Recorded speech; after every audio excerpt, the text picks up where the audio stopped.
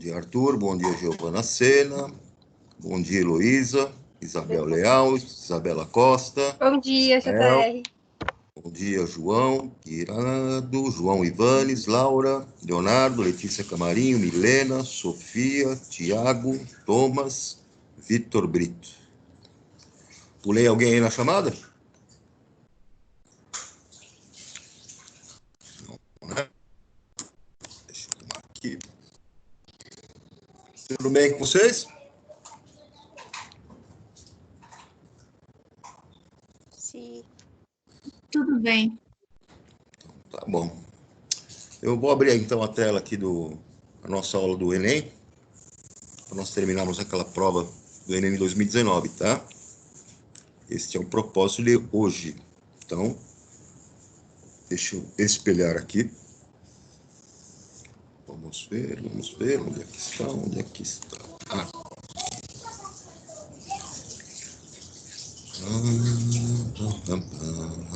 Deu para ver aí, pessoal?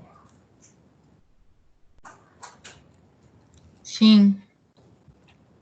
Você se lembra em que questão que nós paramos? Deixa eu ver aqui, estou subindo aqui a prova, vamos ver. Essa aqui eu não tinha mostrado ainda. Eu cheguei a resolver com vocês a questão 119, que falava aqui da configuração eletrônica, da distribuição eletrônica. Não? Acho que não, professor. Deixa eu ver um pouco mais para ver se teve alguma outra que eu não passei. A questão 116, a questão da emissão de luz pelos cátions metálicos. Nós vimos isso aqui? Dá uma olhadinha aí. No enunciado. Você se lembra de ter Eu acho que visto não. essa questão? Também não, né? Então, vou subir mais um pouco aqui. Agora, essa eu me lembro que eu comentei com vocês aqui. Essa aqui era uma questão que envolve meio ambiente, né? Aqueles resíduos lá de fármacos presentes lá nos esgotos, né? Isso nós vimos, não vimos? Sim. Então, a 115 nós vimos, aqui a 116 é a próxima que nós temos que ver aqui. Então, questão 116. Ele fala o seguinte: um teste de laboratório permite identificar alguns cátions metálicos ao introduzir uma pequena quantidade do material de interesse em uma chama de bico de Bunsen, para em seguida observar a cor da luz emitida. A cor observada é proveniente da emissão de radiação eletromagnética. Ao ocorrer a... Então, vamos lá. Ele está dizendo que quando nós pegamos cátions metálicos e colocamos na chama de um bico de Bunsen, que é emitido ali. Esse é o teste da chama, né? Eu acho que nós fizemos isso no laboratório. Mas lá no primeiro ano do ensino médio. Oi? Você tá compartilhando a prova? Tá na sua tela aí a prova? Não, tá só tipo assim, os números com a resposta do lado, mas a prova não tá. Ué, que estranho. Eu já entrei, saí de novo e continua a mesma coisa. Todos estão assim também, pessoal? O meu também tá assim. Sim. Deixa eu ver aqui. Deixa eu ver o que está acontecendo.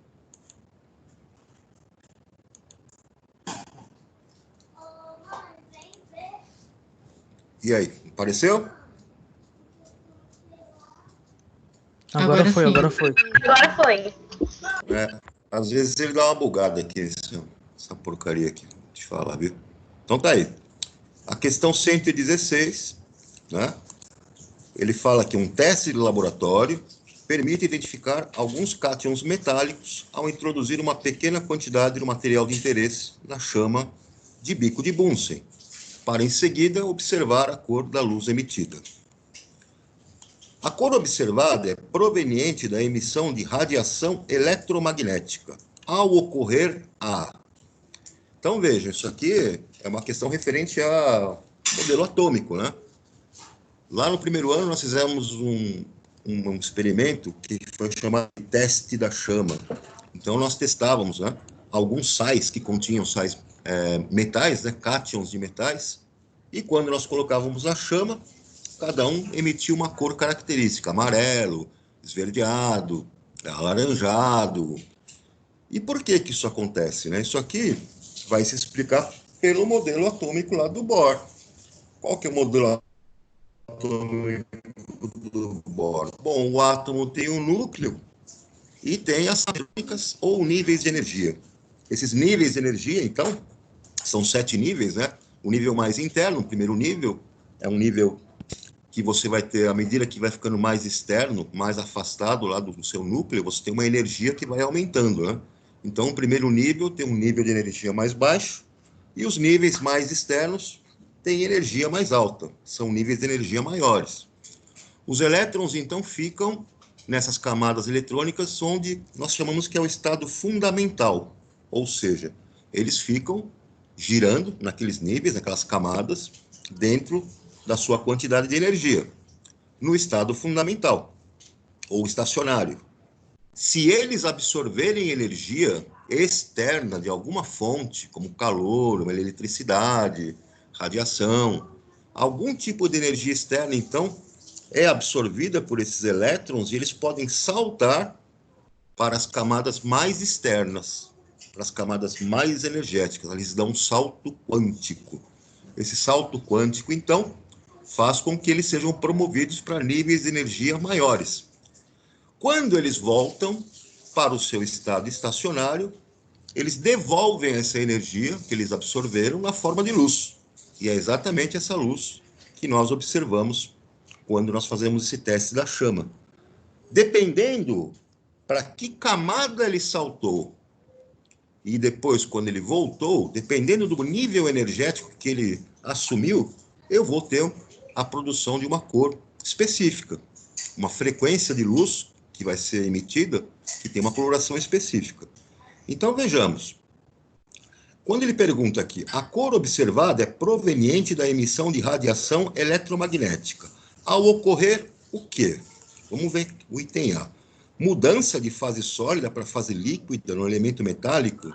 Não há mudança de fase, nesse caso. Simplesmente está havendo a emissão de luz por causa do salto quântico dos elétrons, né? Não há mudança de estado físico. Item B. Combustão dos cátions metálicos provocados pelas moléculas de oxigênio da atmosfera. Combustão de cátions metálicos? Isso não existe, né? Combustão tem que ser uma substância, não um cátion metálico. Item C. Diminuição da energia cinética dos elétrons em uma mesma órbita na eletrosfera atômica. Diminuir a energia cinética dos elétrons significa que eles perderiam velocidade. O movimento deles seria menor. E se eles diminuem a energia cinética, se eles perdem velocidade, eles iriam espiralar e bater no núcleo. Não tem como isso acontecer também. O modelo de Bohr determina que eles estão nas suas camadas eletrônicas, mantendo o seu nível de energia, e ali só podem saltar para outra camada se absorverem energia. Então, não tem nada a ver o item C. No D, transição eletrônica de um nível mais externo para outro mais interno na eletrosfera atômica. Opa, então vamos ver. Ele falou que a cor observada, proveniente da emissão de radiação, se ele está emitindo radiação numa cor observada, é porque ele está voltando de um nível mais externo para outro mais interno da eletrosfera atômica. Então, a alternativa D está correta. Você poderia confundir com esse descritor aqui, que é o E. Normalmente, as questões do Enem, pessoal, eles sempre vão deixar para vocês 3 alternativas absurdas, que vocês vão descartar, e vão deixar vocês lá com 50% de acertar com 2 que são muito próximas. Então, você tem que ter cuidado. Vamos lá, E. Promoção dos elétrons que se encontram no estado fundamental de energia para níveis mais energéticos? Não. A emissão da luz foi provocada pela liberação da energia, como ele disse lá no texto, e não pela absorção, pela promoção. Quando os elétrons saltam dos níveis mais internos, né, menos energéticos, para os níveis mais externos, mais energéticos, eles estão absorvendo né, energia e não liberando na forma de luz. Então, correto aqui, alternativa D. Questão fácil, questão conteudista, você tenha que ter aqui o domínio do conteúdo para você poder acertar essas 50% de chances aqui, porque A, B e a C são alternativas absurdas, restariam só a D e a E para você poder assinalar, mas com atenção, né? Porque as duas estão dentro do contexto da questão, mas tem que saber dominar o conteúdo para que você acertasse ela em menos de 15 segundos aqui. Questão fácil. Vamos lá. Aqui nós paramos na 116. A questão 117 é uma questão de construir aqui um diagrama de vetores de forças para poder achar resultantes. Já sabem fazer isso lá, depois pergunta lá para o Cris como é que faz. Questão 118 envolve uma questão de biologia, tá? Questão 119, aqui que eu queria chegar. É uma questão fácil, mas conteudista. Você tem que respondê-la rapidamente, mas é o tal negócio. Se você não lembrar desse conteúdo, você vai ter dificuldades. Então, lá na questão 119, uma questão de estrutura atômica. Assunto que vocês viram lá no primeiro ano. Por terem camada de valência completa,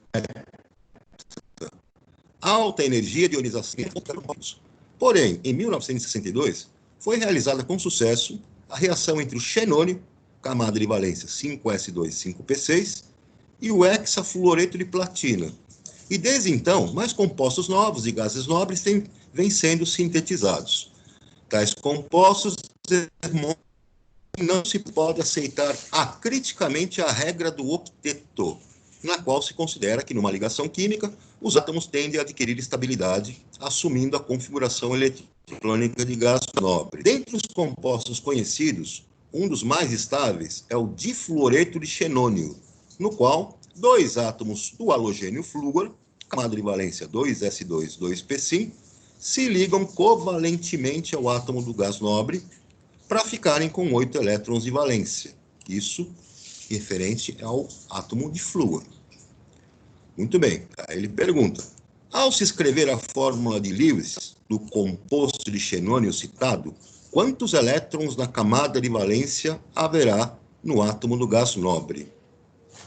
Então, essa questão envolve aí a estrutura atômica. Nós vamos lembrar lá que na distribuição eletrônica dos nossos átomos, eles vão, então, os elétrons preenchendo as camadas mais internas até chegarem nas camadas mais externas.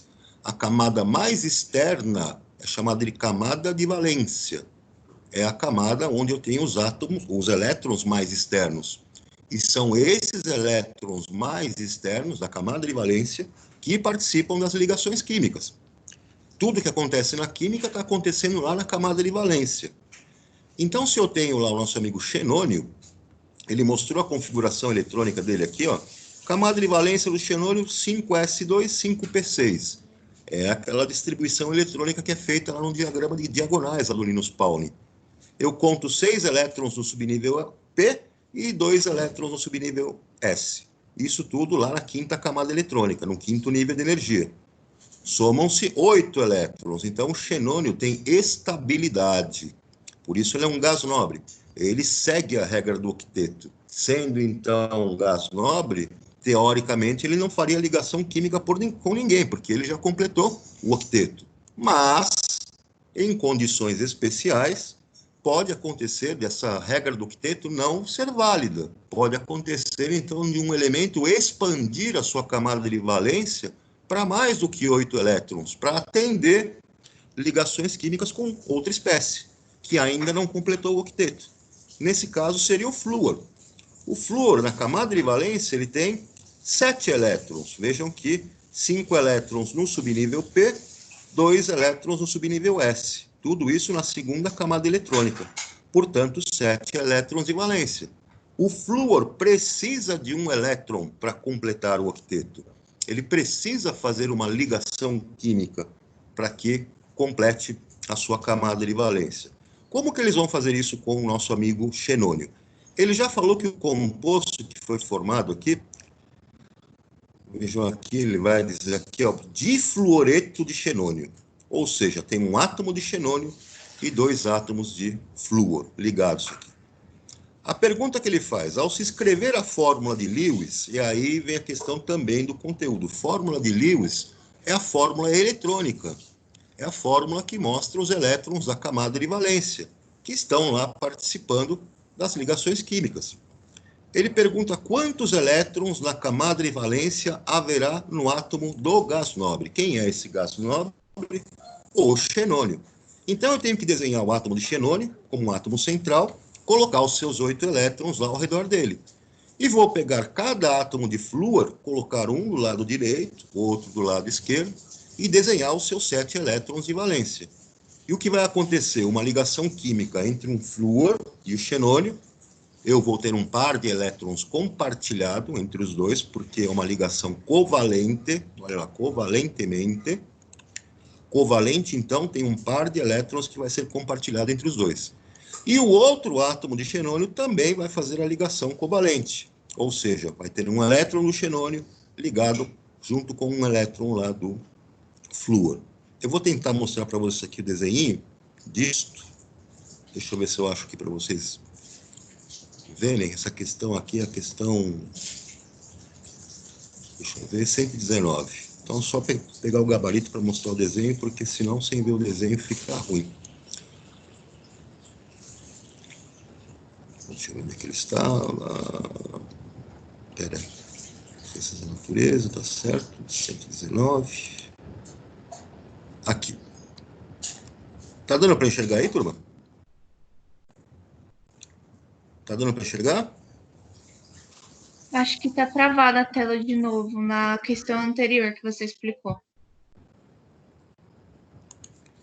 Então, deixa eu tentar abrir aqui de novo, porque eu tenho que mostrar o desenho para vocês, para ficar bem claro. Espera só um pouquinho. Onde é que está? Deixa eu ver. Aqui. Deu para enxergar aí, turma? Deu para enxergar? Então tá lá. Aqui, ó, nessa primeira imagem aqui, eu estou mostrando aqui o átomo de xenônio, vejam aí no cursor, com os 8 elétrons de valência, né? Então tenho aqui 4 pares de elétrons, são os 8 de valência do xenônio. O flúor tem 7 elétrons de valência, ele tem 3 pares, mais um elétron aqui, né? Completando 7. O composto é o difluoreto de xenônio, então é XeF2.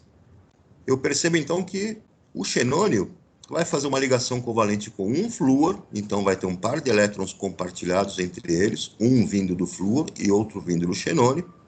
E o outro flúor aqui do lado direito também vai participar com um elétron dele e com outro elétron do xenônio, o par de elétrons compartilhado, outra ligação covalente. Então reparem que o xenônio ficou com um total de 10 elétrons na sua camada de valência, após fazer as suas ligações com o nosso amigo flúor. Isso, então, voltando lá para a nossa telinha. Espera lá que eu vou voltar, senão ele vai travar de novo naquela tela que eu tinha. Apareceu aí, turma? Sim. Então, vocês veem aqui, ó, alternativa C, tá? 10 elétrons é o que nós temos no átomo do nosso gás nobre. É uma questão fácil? É. Porém, conteudista. Se você também não dominar o conteúdo aqui, você vai se enrolar com ela. Posso ir adiante? Sim. Pode sim. A questão 120 mostra aqui sentido de rotação da Terra, uma questão que está associada aí à física, né? Vejam lá com o Chupeton depois. Aqui a questão 121, ela envolve biologia e química, né? Ele fala aqui na questão que nas respostas está envolvendo lipídios, ATP, oxigênio, proteínas, vitamina C. Então, vocês poderiam aqui, dentro do conteúdo de química e de biologia, respondê-la, né? Ele fala que a eritropoetina, EPO, é um hormônio endógeno secretado pelos rins que influencia a maturação dos eritrócitos. Suas formas recombinantes sintetizadas em laboratório têm sido usadas por alguns atletas em esportes de resistência, na busca por melhores resultados. No entanto, a administração da EPO recombinante no esporte foi proibida pelo Comitê Olímpico Internacional e seu uso considerado doping. Muito bem. Uma influência que esse doping poderá exercer na melhoria da capacidade física desses atletas está relacionada ao transporte do quê? Olha, pessoal, é uma questão fácil e que se você tivesse alguma dificuldade no conteúdo, você poderia até utilizar o bom senso aí, né? Com relação a isso. Então, que esse hormônio, né, influencia a maturação de eritrócitos. Então, esses eritrócitos, né, eles têm alguma função biológica lá no seu organismo que você poderia ficar na dúvida do que seria. Mas aí você vai pensar, bom, o cara vai melhorar o resultado dele, né, nos esportes que envolvem o quê? Esportes de resistência, na busca por melhores resultados. Bom, então, o cara tem que aumentar a resistência dele, né, física, para ele poder a performance dele lá no esporte. Aí os caras proibiram por quê? Vamos pro Item-Aqui. Será que esse medicamento influi nos lipídios, que seriam gorduras, para aumentar o gasto calórico? Caramba, o cara vai precisar de uma energia imediata, uma energia para um esporte, né, que requer maior gasto, né, de maior capacidade, maior performance. Ele não vai ficar esperando queimar gordura para isso, né? O negócio tem que ser mais imediato. Então, isso aqui está fora. ATP, para o aumento da síntese hormonal, mas vai estar relacionado aí ao ATP, a adenosina trifosfato, porque ele vai ter que aumentar a síntese hormonal, aumento de hormônios nesse momento para ele, na hora que ele está lá na correria daquele esporte lá. Isso aí vai afetar em alguma coisa? Não parece também que tem alguma coisa a ver, na verdade, porque ele precisa de algum tipo de coisa que seja disponibilizado para ele imediatamente, instantaneamente, para melhorar a performance dele. Vamos para o C. Oxigênio para aumento da produção de ATP. E aí, pessoal, será que está associado ao oxigênio? Vamos ver as outras aqui. No item D, proteínas para aumento da massa muscular. Porra, o cara vai querer correr para aumentar a massa muscular dele, vai ficar mais fortão na hora que ele mais precisa da energia. Então, vitamina C, para o aumento da integridade dos vasos sanguíneos, mas está associada à vitamina C, essa nossa eritropoetina, está ligada aos eritrócitos, né? Então, qual alternativa vocês acham que tem mais assim com o enunciado do cara, pessoal? Me digam vocês, qual delas? O que o cara precisa de imediato ali? Hã? A adenosina trifosfato está associada à produção de energia. É a moeda energética. Quando você tem a sua moeda energética produzindo mais energia, você aumenta a sua capacidade. Concordam que essa alternativa C aqui, ó, tá mais razoável dentro do conteúdo do que você domina do conteúdo, sim ou não? Sim.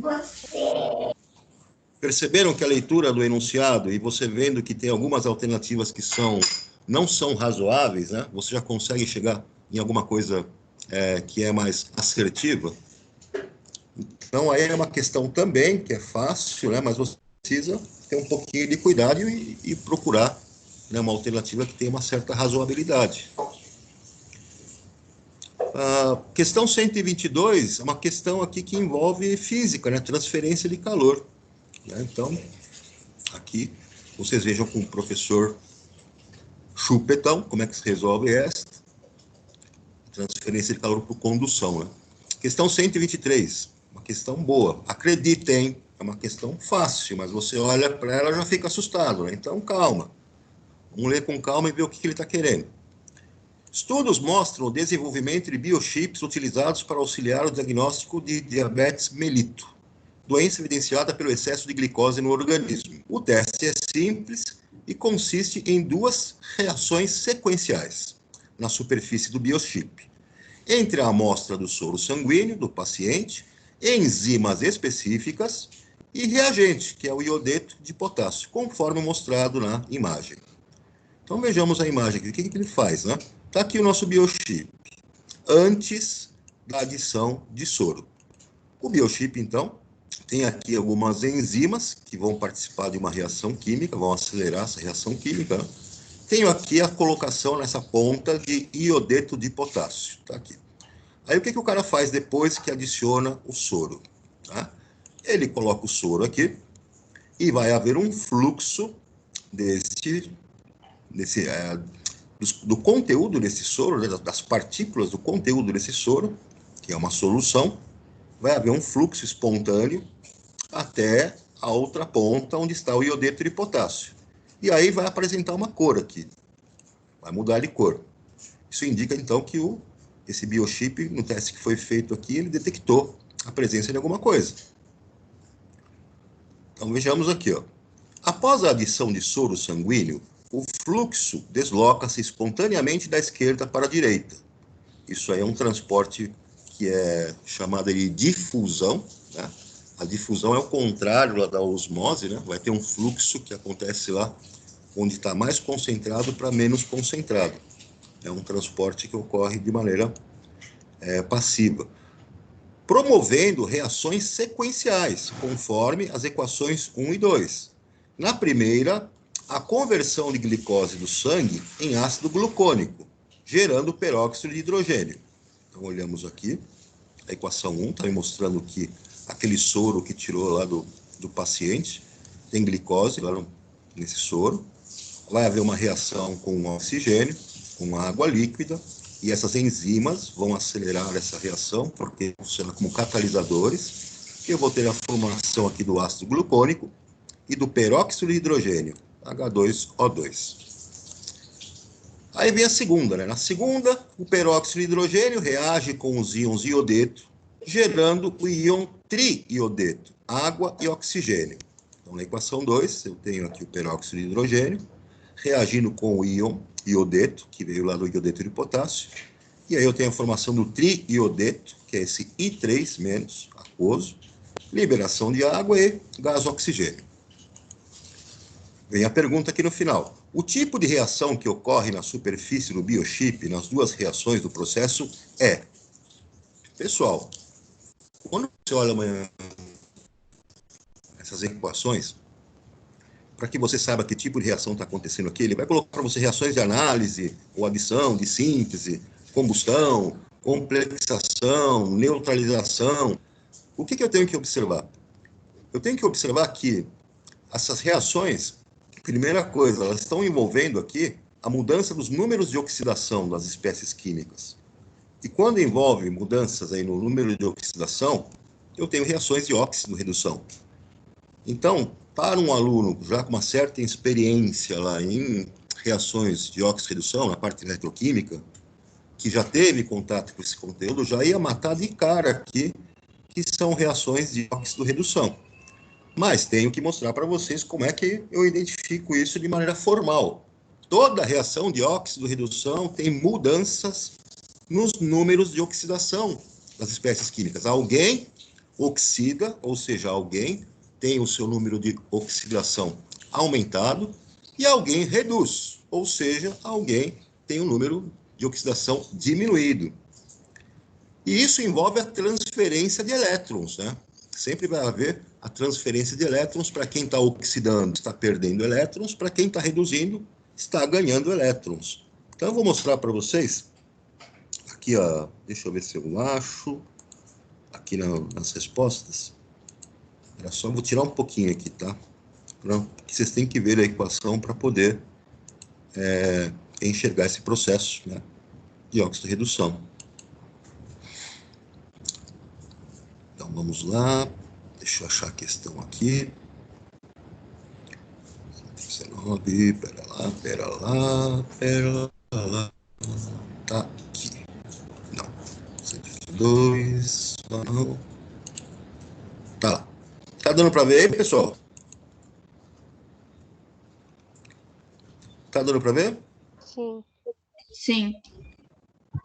Então está aqui, ó, a resolução. Vamos observar o seguinte. Por que que nós chegamos à conclusão que as duas reações são de óxido-redução, né? Porque vai haver variação no número de oxidação. O velho NOx que nós conhecemos lá, né? Então, se você observar aqui na primeira equação, vejam que o carbono, que faz parte aqui da glicose, ele tem número de oxidação 0. Por quê? Eu tenho que lembrar daquelas regrinhas de número de oxidação, né? Eu lembro que o oxigênio, ele tem número de oxidação -2, o hidrogênio, número de oxidação +1, no caso das substâncias, né, que são substâncias convencionais, aí, tem que lembrar, então, que a somatória dos números de oxigênio tem que dar 0. Então, o oxigênio, se tem número de oxidação -2, 6 vezes -2, -12.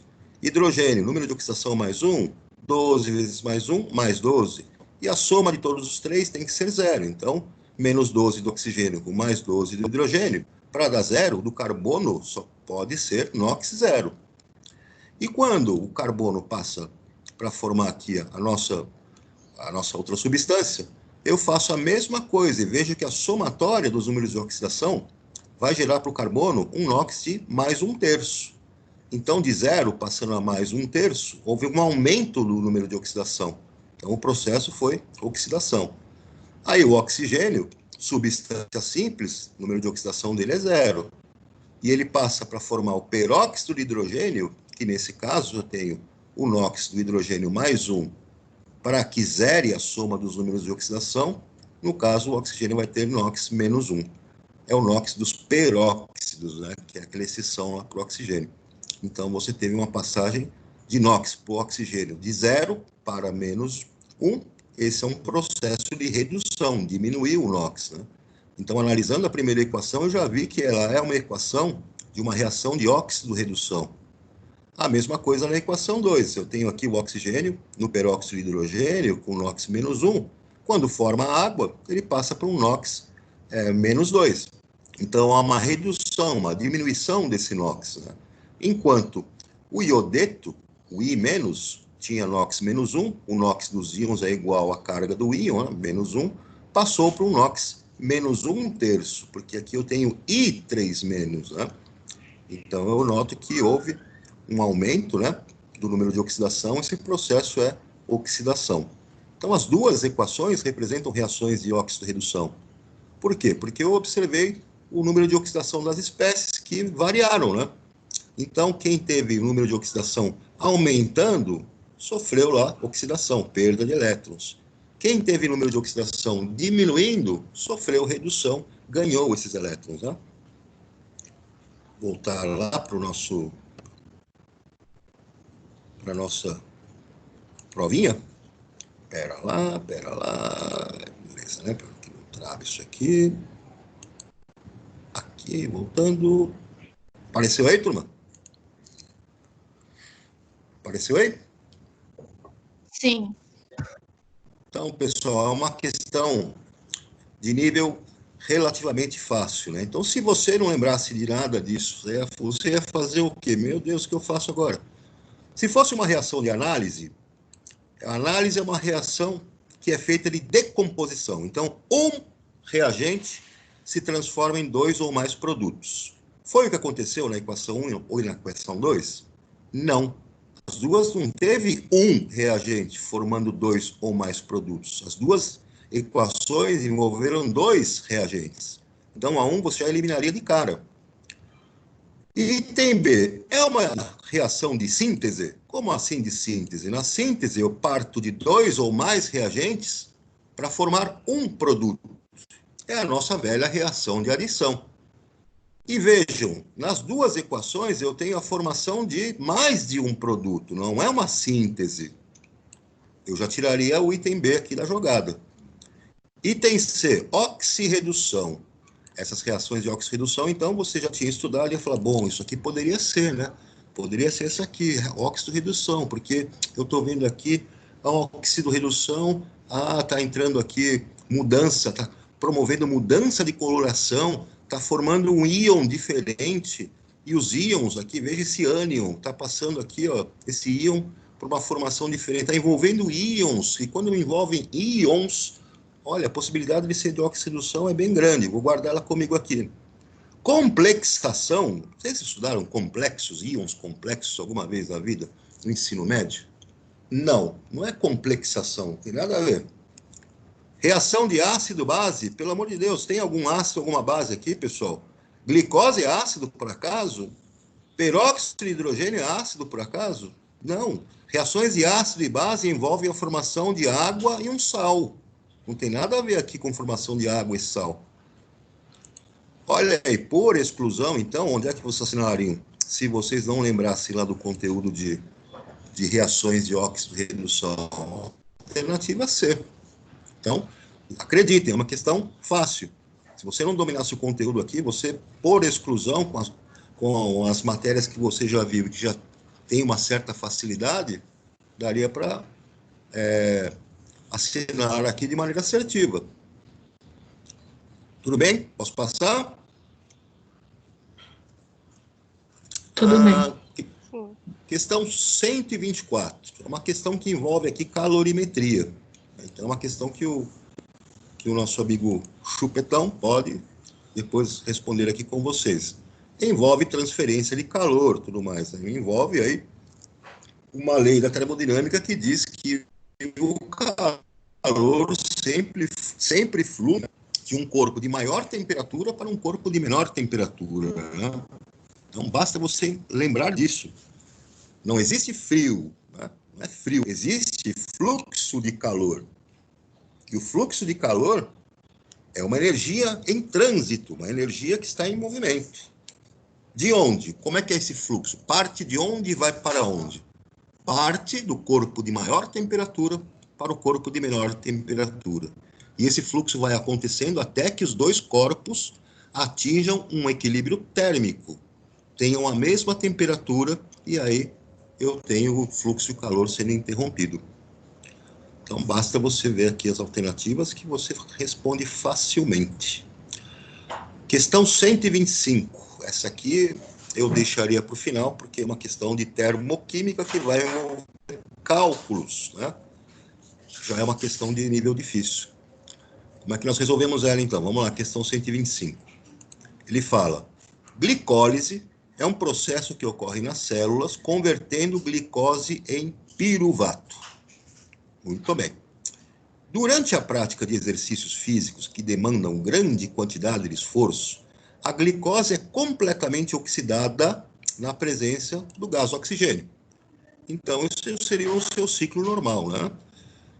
Entretanto, em alguns casos, as células musculares podem sofrer um déficit de oxigênio.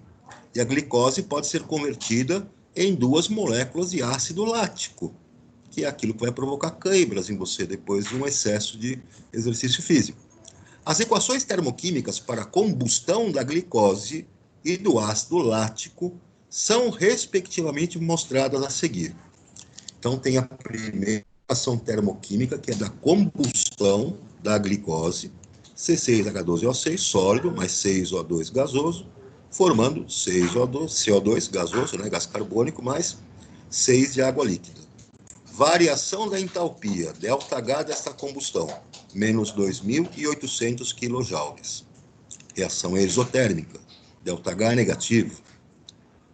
A segunda é a combustão do ácido lático. Então, mostra aqui o ácido lático sólido, mais 3 meios de oxigênio, formando 3 mols de gás carbônico. Caralho. Escala e 3 de água. ΔH, entalpia de combustão, menos 1.344 kJ para a combustão do ácido lático. Aí ele pergunta aqui, ó, o processo anaeróbico é menos vantajoso energeticamente por quê? O processo anaeróbico é menos vantajoso energeticamente por quê? O que eu vou ter que fazer aqui? Vou ter que fazer um cálculo comparando, né, o processo aeróbico, que é o processo onde a glicose é oxidada, com o processo anaeróbico, onde a glicose é oxidada para formar o ácido lático, né? E não o piruvato. Então, vejam o enunciado, que está dizendo.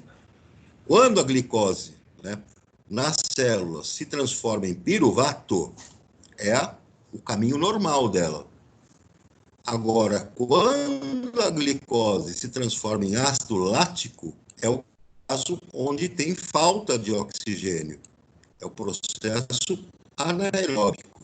Reparem, então, que na primeira equação da glicose, da combustão, ela precisa de 6 oxigênios. E na segunda, precisa de 3. Vejam que na segunda acontece justamente quando há um déficit de oxigênio, uma quantidade menor de oxigênio. Então, como que eu vou fazer aqui os meus cálculos? Bom, eu vou abrir aqui para vocês a resolução, porque eu preciso mostrar a lei de Hess, que vocês já aprenderam lá no segundo ano do ensino médio, na parte de termoquímica. Então, espera só um pouquinho, que eu vou abrir aqui para vocês. Tá aqui, acho que vai ficar maior aqui, vai dar para enxergar melhor. Tá dando para ver aí, pessoal? Não. Tá dando para ver? Não? Não. Aí não vou, que eu vou tentar de novo aqui.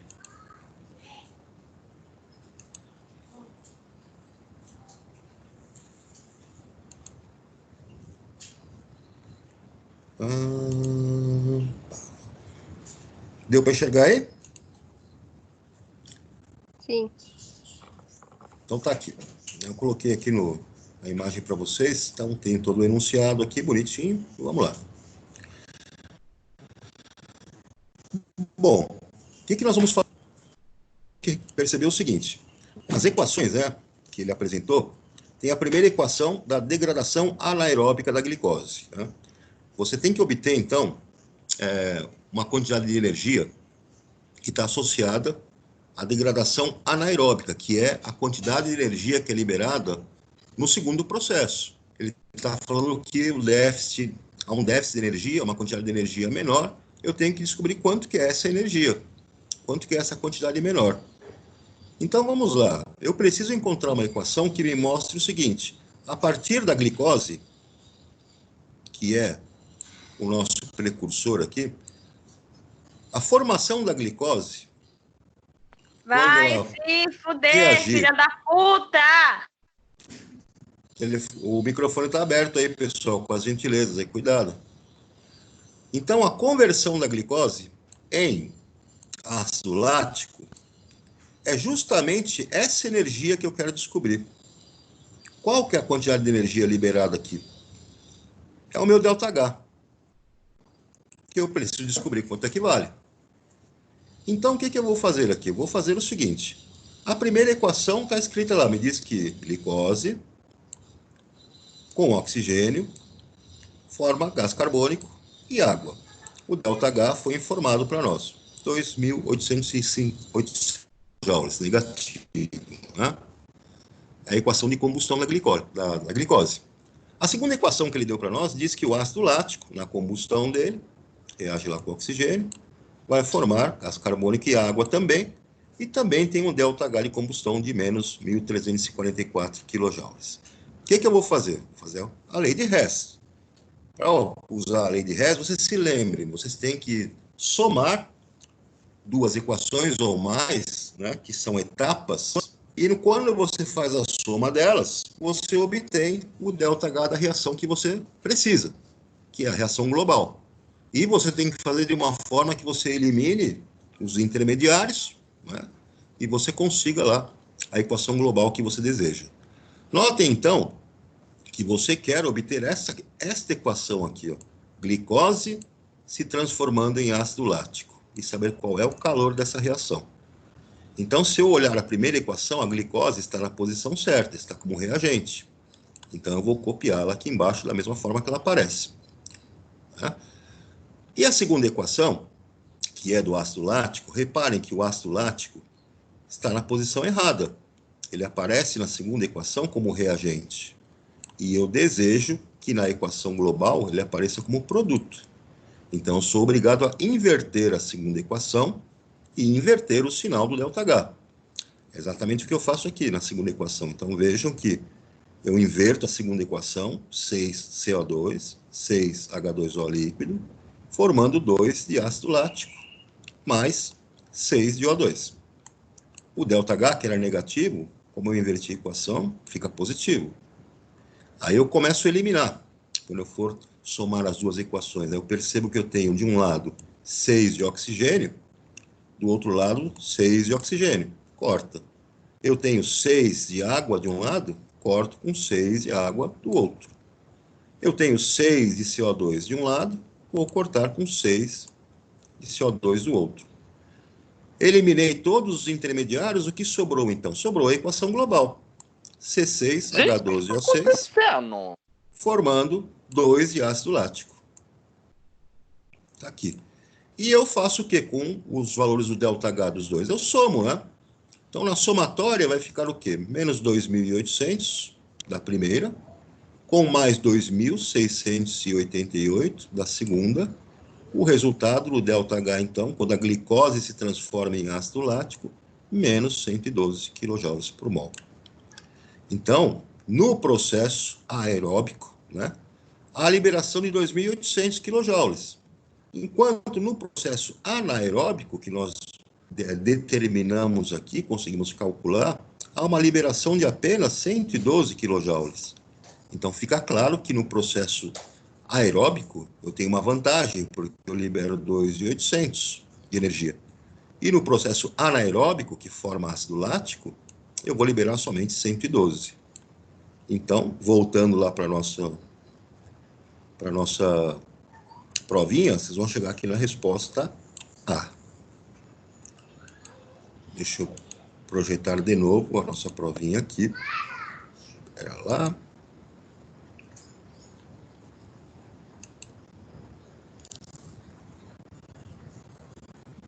Só um pouquinho. Vamos ver aqui. Estão enxergando aí, pessoal? Sim. Tá aí, turma. É uma questão de nível difícil, tá? As outras alternativas aqui, você precisaria tomar cuidado, ver que a alternativa é a correta, né?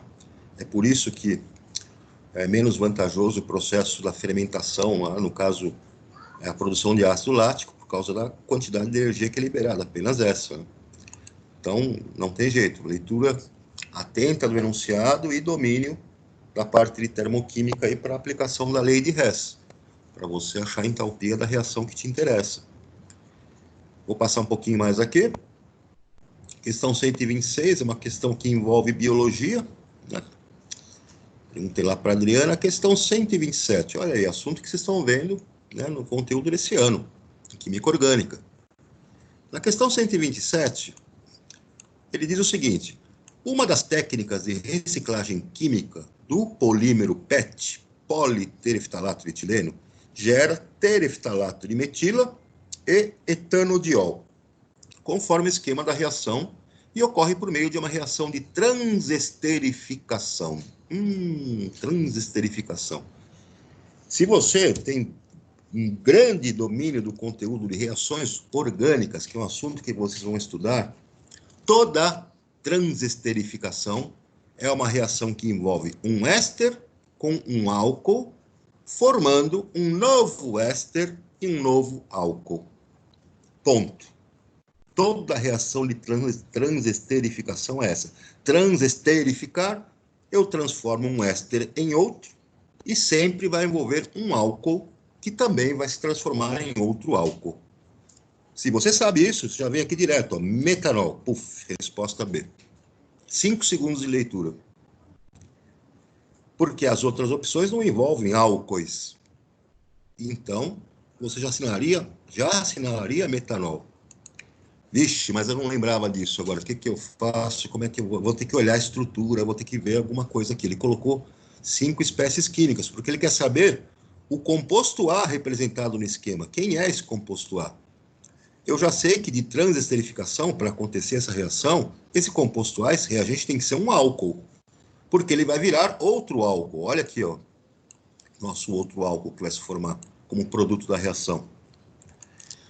Mas eu não sabia disso, não lembrava, e agora o que eu vou fazer? Bom, vou pegar esse éster, esse PET que está aqui, eu tenho que degradá-lo. Então eu vou romper essa ligação aqui, ó, que está aqui no meu colchete, essa primeira ligação que está aparecendo aqui com os... Não o oxigênio, a ligação que envolve outro carbono aqui. E aqui também, ó, esse outro lado, nesse oxigênio, tem que quebrar essa ligação aqui, tem que quebrar, né, esses caras de alguma maneira. Se eu olhar o processo, eu vou perceber o seguinte, vou perceber que o produto formado aqui vai liberar esse anel benzênico, está aqui nosso anel benzênico, e vai ter esse carbono e esse carbono, ou seja, esse anel benzênico tem este carbono, que está aqui na carboxila, e esse outro carbono que está na carboxila. Além disso, o oxigênio vai junto com os dois, então vai ficar aqui os dois oxigênios, COO. Então esse grupo, ó, COO, veio daqui, ó. Deixa eu ver se consigo colorir aqui para vocês. Esse oxigênio com esse oxigênio. E apareceu um cara novo aqui, CH3. Opa, esse cara veio do composto A. Ó, CH3 veio do composto A. E lá, o pedacinho que saiu aqui, ó, o pedacinho que saiu ficou o quê? Ficou esse O. E aqui, ó, esse outro pedaço, eu não sei se dá para pintar aqui para vocês verem, vai sair essa estrutura aqui desta forma. O que vai ter de diferença nessa estrutura? Vai aparecer um...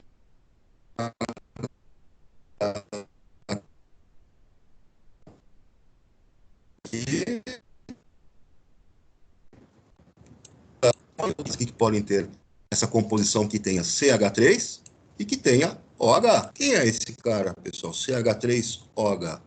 Metanol. Voltando lá, vou colocar só o desenho aqui para vocês enxergarem melhor como é que é o processo que está acontecendo aqui. Tirar e colocar de novo. Espera só um pouquinho.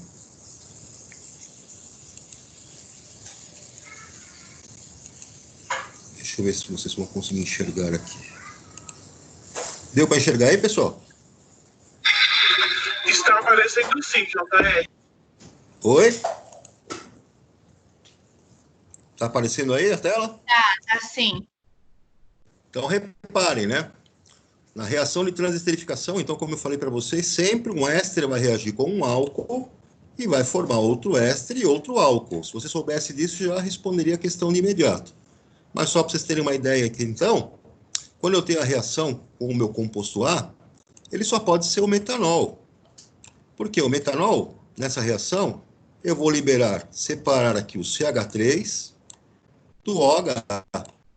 Esse CH3, ele vai entrar exatamente aqui, ó.